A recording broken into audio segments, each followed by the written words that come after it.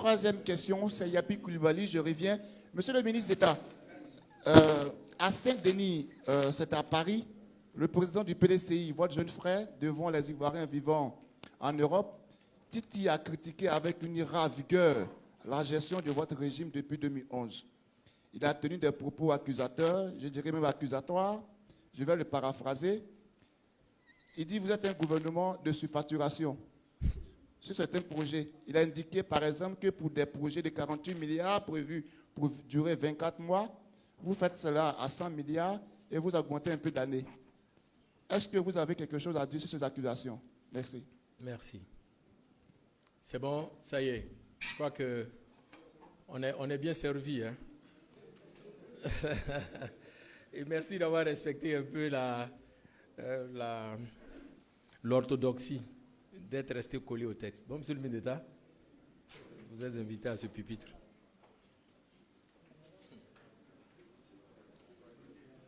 Du 3 au 21 avril, nous serons sur le terrain.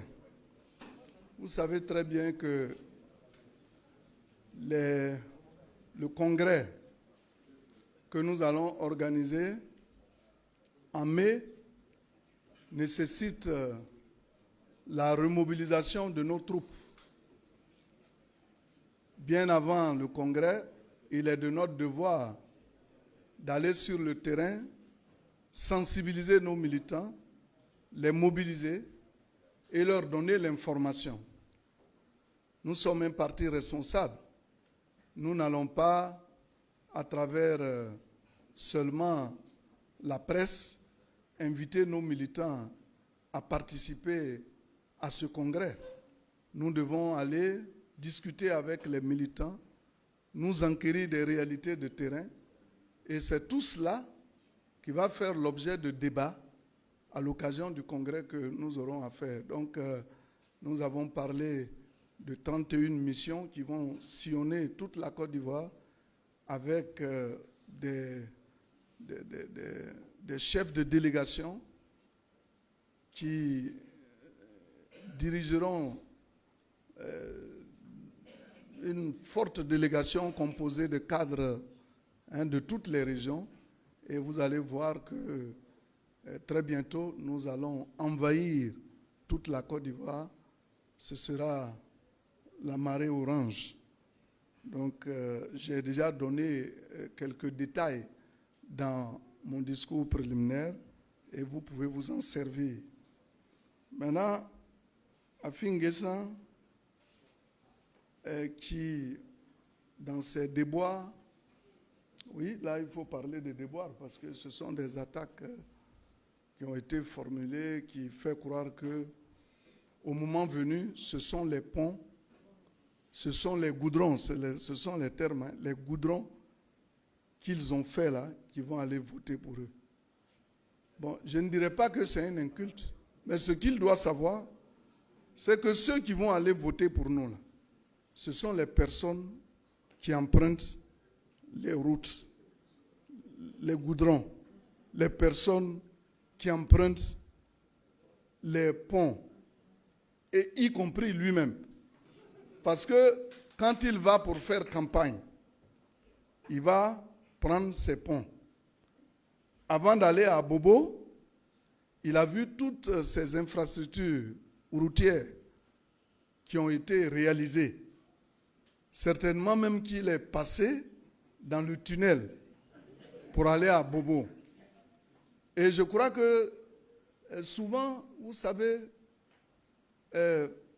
les gens qui sont de mauvaise foi enfouissent dans leur fort intérieur des choses par récrimination qu'ils ne peuvent pas réaliser. Et donc, ils pensent que ce sont les autres qui sont à la base de leur défaite. Donc, ils peuvent vociférer comme il l'a fait, mais qu'ils sachent que les Ivoiriens sont conscients des réalisations qui ont été faites par notre régime, par le président Alassane Ouattara.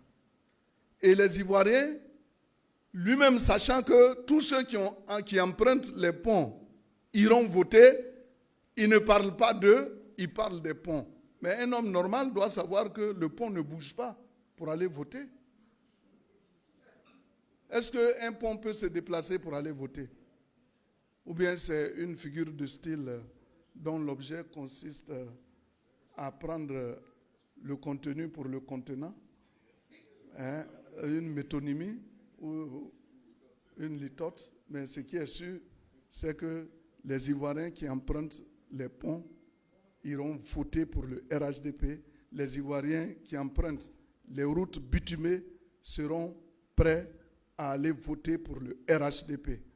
Maintenant, si lui veut qu'il ne les emprunte pas et qu'il reste certainement figé pour aller voter ou bien s'envoler. Mais toujours est-il que nous, on a besoin de ces ponts pour aller voter. Gestion, surfacturation, vraiment, quand c'est Thiam qui parle de surfacturation, vous voyez que je n'ai plus envie de parler. C'est vrai que nous étions tous au PDCI, mais à l'époque, personne dans ce pays ne connaissait le mot surfacturation. Je crois que dans le gouvernement où il était, c'était dans ce gouvernement où, pour la première fois, on a parlé de surfacturation. Bon, j'étais au PDCI, donc je ne vais pas tellement m'attarder dessus. Sinon, s'il y a eu des gens qui ont surfacturé, c'était nous d'abord au PDCI, avant qu'on accuse les autres. Et aujourd'hui, le monde a changé. On parle de bonne gouvernance. Et quand vous voyez le Fonds monétaire international qui vient tout le temps s'enquérir des réalités de notre gestion, quand vous voyez la Banque mondiale qui tout à l'heure est venue pour l'inauguration donc de Akwaba, et la dame a dit que pour le travail remarquable qui est fait par le président Alassane Ouattara, la Banque mondiale est encore prête à soutenir notre pays dans quelque réalisation que ce soit. Donc c'est dire que nous, on a le feu vert pour travailler. Mais malheureusement, je ne peux pas dire que je ne peux pas prier pour qu'il arrive au pouvoir et puis on va le voir à l'œuvre. Mais il va continuer de nous suivre, de voir comment on travaille, et puis il va s'en inspirer pour peut-être 2150. Le RHDP a toujours, vous savez, la rigueur qu'affiche le président Alassane Ouattara dans la gestion. Vous ne le connaissez pas.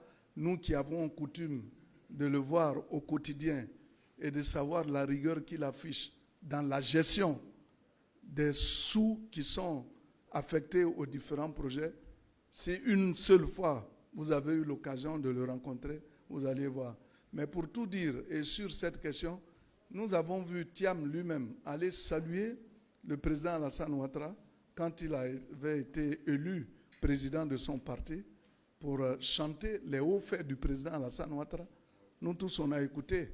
Vous savez, ce n'est pas comme au football où on peut demander à Lava de revenir, mais nous avons souvenance des mots qu'il a utilisés parlant du président Alassane Ouattara.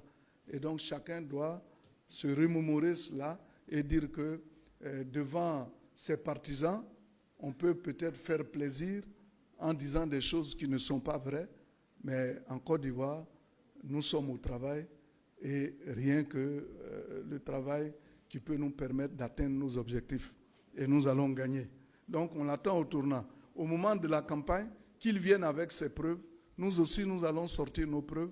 Et puis on va procéder donc aux analyses, preuve contre preuve. Merci. Oui. Sur cette dernière question, et avant qu'on ne fasse la chute, je vais demander au ministre Touré Madou, porte-parole adjoint, de peut-être rajouter un ou deux éléments supplémentaires. Voilà, juste là, ne vous en faites pas. Le ministre Touré et ensuite le ministre Khalil. Et après, nous allons faire la conclusion. Monsieur le ministre.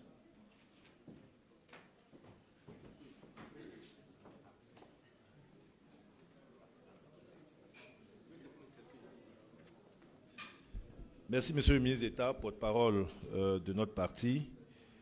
Je voulais juste en ajout à ce que vous avez dit, faire quelques précisions. Je sais que nos amis de la presse internationale sont très à cheval sur certains sujets.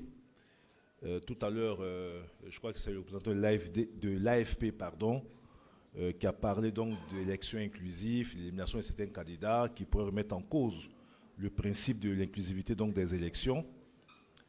Et vous avez très bien répondu, notamment sur les requêtes qui pourraient venir donc du RHDP. Moi, je vais juste rappeler, monsieur le ministre, et c'est ce que vous avez dit, que dans un processus électoral, devant la loi, qu'on soit président de la République, qu'on soit citoyen, on est tous égaux. Il n'y a pas de privilèges. Et donc les institutions en charge d'organiser les élections, et c'est ce qui se passe dans vos pays démocratiques, décident donc qui remplit les conditions, qui ne remplit pas les conditions. Donc nous, au RHDP, notre préoccupation n'est pas de savoir qui sera choisi ou qui sera validé par ces institutions. Notre préoccupation, comme l'a dit le ministre d'État, ministre de la Défense, c'est donc le ministre d'État, ministre de l'Agriculture, c'est donc de consolider notre ancrage territorial pour que, quels que soient les candidats validés par les institutions en charge des élections, nous puissions les battre à plate couture à l'élection présidentielle.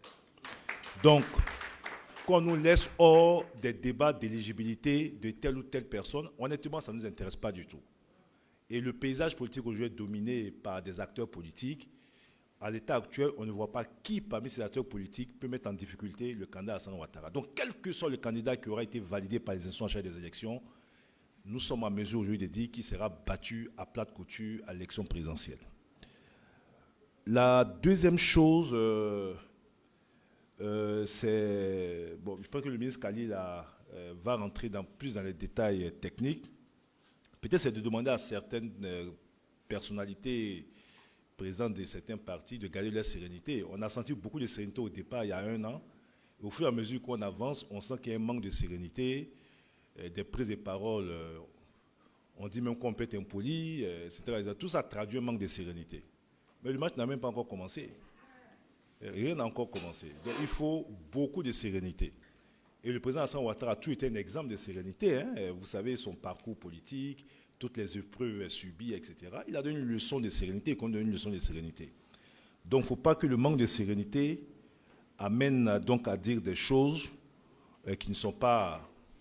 Vous savez, la plupart des projets, et je passe le contrôle de mes collègues ici, le président a réussi à mobiliser beaucoup de ressources auprès donc de partenaires au développement. Beaucoup de ces projets le sont, en tout cas dans leur mise en œuvre, à partir de financements mobilisés auprès de ces institutions financières à l'international. Banque mondiale, Banque islamique de développement, fonds coïtiens, etc. Et dans les mécanismes donc, de mise en œuvre de ces projets, ces institutions sont très regardantes, puisque ce sont leurs ressources sur la conduite des projets, la bonne conduite des projets, etc. Si les projets faisaient l'objet de surfacturation, surtout le projet visé par le président donc de ce parti, qui a visé un projet qui fait, dans le montage financier, qui a bénéficié de concours importants extérieurs, ce sont ces institutions-là qui auraient été donc les premières à dénoncer donc, les surfacturations, les mauvaises utilisations, etc., des ressources par rapport donc, à ces projets. Comme ça a été le cas, comme le ministre d'État, ministre de la Défense l'a dit,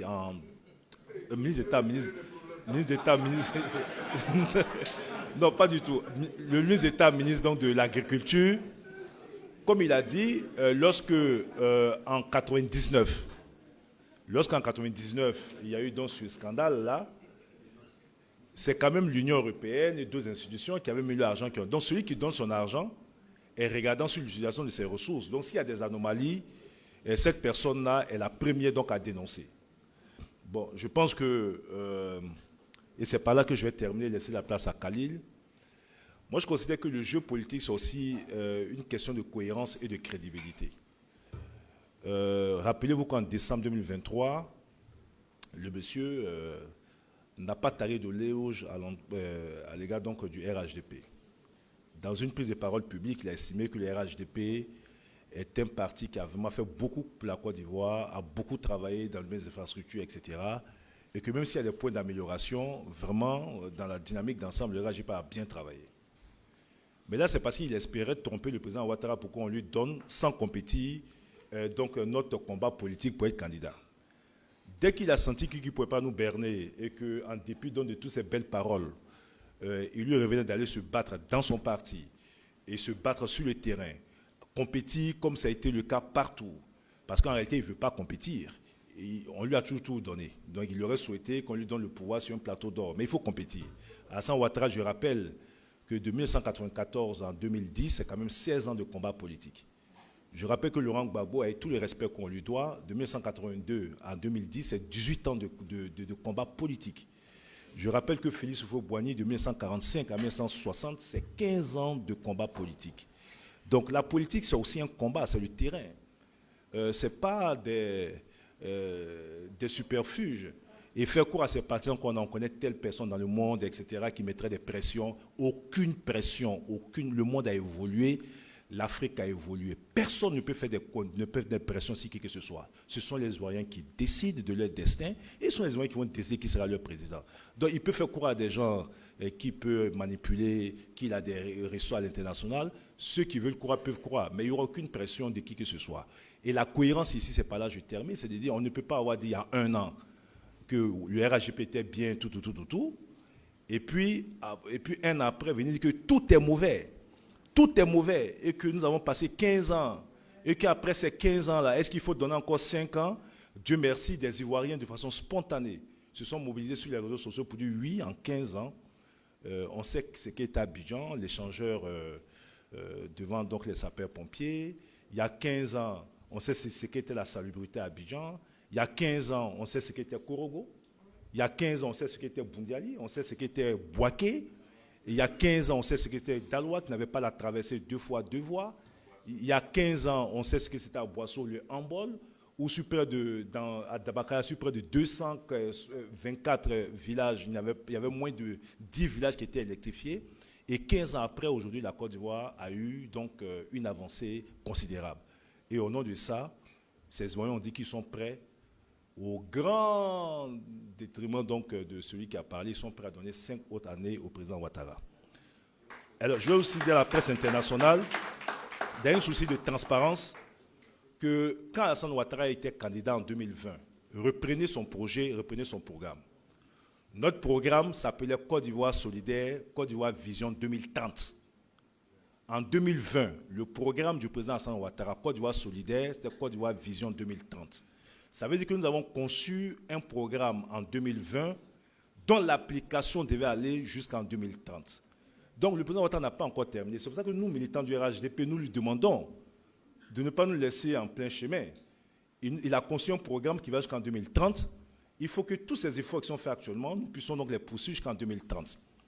À partir donc de 2025, quand on aura gagné, avec mes grands frères Bruno, nous on va commencer à réfléchir maintenant sur ce que sera donc la Côte d'Ivoire donc 2030-2040, parce qu'il y a l'héritage du président Ouattara qu'il va falloir consolider.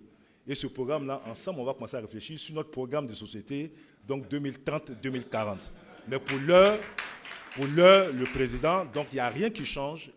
Et on lui demande juste donc de parachever donc le travail pour lequel les Ivoiriens l'ont élu en 2020. Les Ivoiriens ont élu un monsieur en 2020 sur la base d'un programme qui s'appelait Côte d'Ivoire Vision 2030. Merci beaucoup. Alors, sur ce point, 2 minutes, monsieur le ministre Kali. Monsieur le ministre Touré, votre parole. Non, venez. Peut-être que vous avez oublié de rappeler, il y a tellement de choses. Déjà, Alceni me rappelait la personnalité, les Coupes d'Afrique, là. Comptez les pays qui les ont remportés avec autant de facilité et qui ont donné autant de bonheur. Ça fait partie de notre héritage aussi. C'est le seul président qui a eu 2 Coupes d'Afrique, une Coupe d'Afrique en tant que Premier ministre. Tout ça, c'est Alassane Ouattara. C'est-à-dire, c'est ado. Bon, monsieur le ministre, vous avez 2 minutes pour avant la Coupe. Je pense que peut-être que je ferai moins de 2 minutes. Mais je voudrais juste dire aux journalistes et à la presse nationale et internationale qu'en Côte d'Ivoire, les ingénieurs, il y en a beaucoup.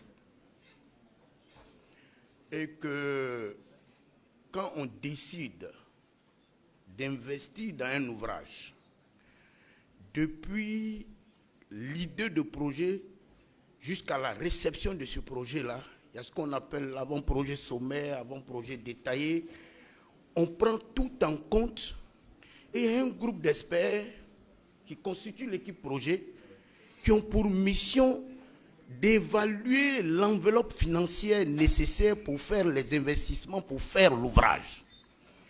On appelle ça en français facile l'enveloppe confidentielle.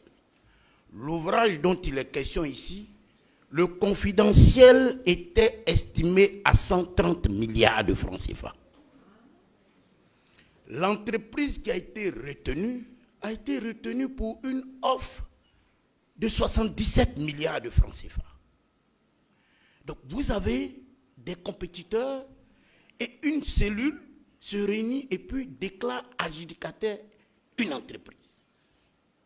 Mais qui fait des travaux et au moins, je ne vais pas inventer, la crise de la Covid a existé, ça c'est vrai. Si ça a existé, alors les entreprises ont estimé, ou l'entreprise qui a été adjudicataire a estimé, que les coûts de facteurs de production ont été impactés par cette crise. Et ils ont fait une évaluation financière et l'équipe projet, avec le bailleur et le pays emprunteur et les experts du ministère de l'Équipement, se sont assis, analysés et ont arrêté un montant pour signer l'avenant. Mais je puis vous dire qu'aujourd'hui, on n'a pas encore atteint les 130 milliards du confidentiel qui avait été calculé. Il y a un autre opposant qui a dit, par exemple, que le projet du métro d'Abidjan est passé du simple au triple. Mais c'est encore faux. Quand ils le disent, ils impressionnent. Bon, nous tous, sérieusement, on a fait le BNET. Hein. Ils impressionnent parce qu'ils ont fait le BNET. Moi, je fais 25 ans au BNET avec eux. Mais regardez le projet, la différence entre le train urbain d'Abidjan et le métro. Il y a un problème d'écartement des rails. Les rails conventionnels standards, l'écartement c'est 1,44 mètres. Mais regardez les rails que nous avons là. Nous avons des rails de 1 mètre d'écartement. Si on devrait faire avec ces rails-là, qu'est-ce qu'on devrait faire? On devrait commander des locomotives spéciales. Les locomotives standards, si vous avez 1,44 m, vous pouvez commander les locomotives avec quiconque est un producteur de locomotives. Donc quand ils s'asseyent et puis ils parlent, souvent j'ai appris, c'est moi qui ai fait la dévaluation alors que vous étiez sur d'autres planètes, sur d'autres continents. Vous étiez même étudiant. Bon, vraiment, c'est nous qui avons fait Cyprel, ce n'est pas vrai. La Côte d'Ivoire énergétique a une histoire de 1952 jusqu'en 2010, de 2010 à aujourd'hui. Donc, souffrez qu'on ne réponde pas, ce n'est pas parce qu'on ne sait pas. Mais il faut respecter tous les ingénieurs de Côte d'Ivoire. Il y a des ingénieurs qui se surestiment. Non, nous tous, on a 2, 3 diplômes d'ingénieurs. Mais on va doucement parce qu'il y a quand même un peu de pudeur dans notre langage. Quand on a fait des mathématiques spéciales, des mathématiques supérieures, on a calculé des choses et travaillé auprès de Félix Houphouët-Boigny et travaillé aujourd'hui auprès du président Alassane Ouattara qui ne dit rien. Mais ce n'est pas parce qu'on n'a pas quelque chose à dire sur l'histoire du développement infrastructurel de la Côte d'Ivoire. S'il vous plaît. Et ça, c'est à la presse étrangère. On ne surfacture pas quand on est dans une commission avec le bailleur, avec les experts du bailleur, on s'assoit et on décide ensemble. Merci au ministre d'État qui a rappelé que l'histoire qui s'est produite quand nous étions étudiants sur cette question de détournement dans le milieu sanitaire, tout ça. Hein? C'est ça, bon, on a compris toutes ces choses. La Côte d'Ivoire a changé. Et il y a beaucoup de choses qui se passaient qui ne peuvent plus se passer aujourd'hui. Vous voyez aujourd'hui, il y a 57 millions d'abonnés à la téléphonie mobile en Côte d'Ivoire alors que nous sommes 32 millions d'Ivoiriens. Ça veut dire que chaque Ivoirien a au moins 1,5 téléphone. Donc on ne peut pas créer un demi-téléphone, on va arrondir à 2. Donc soyons calmes, personne ne surfacture. La Côte d'Ivoire travaille, je vous remercie. Bon, alors je pense que nous tendons vers la fin. Monsieur le ministre d'État, porte-parole principal, va donc faire la conclusion de... Merci bien, monsieur le ministre Khalil. Donc, monsieur le ministre d'État, pour la conclusion de des rencontres de ce jour. Merci. Je voudrais féliciter nos journalistes parce qu'au moment de commencer, Claude Saïe a bien demandé aux uns aux autres de ne pas s'écarter des thèmes que nous sommes venus développer. Et la plupart ont respecté cela, même si souvent on a tendance à nous détourner. Mais je voudrais vraiment vous dire merci pour votre présence massive à cette rencontre. Saluer nos mamans qui sont venues nombreuses nous soutenir, les jeunes, les cadres et surtout nos collègues, les ministres qui sont là. Je voudrais vraiment vous dire merci. Et cela est un signe encourageant. Vous avez vu que l'objectif en étant ici ce soir n'est pas de répondre à Pierre ou Paul. Souvent, c'est vous qui nous posez des questions, qui nous amènent à répondre pour clarifier les choses. Le RHDP est au travail. Nous sommes dans le processus de vérification des noms qui sont inscrits sur la liste électorale et notre souhait, c'est de demander à nos militants d'être sur le terrain, de faire un travail d'encadrement et de nous assurer que nos militants, effectivement, sont inscrits sur la liste électorale. Ne pas tenir compte de ce que les autres disent, mais de continuer à travailler. C'est cela qui va nous faire gagner demain. Vous avez vu aussi que nous n'avons pas attaqué qui que ce soit. Nous leur demandons de continuer de nous attaquer pendant que nous, on est au travail. Parce que c'est à la fin que les uns et les autres vont être jugés. Allons au travail, restons concentrés sur l'essentiel qui nous regarde et qui va faire que demain, nous allons sortir victorieux de ces élections. Nous n'avons aucun doute.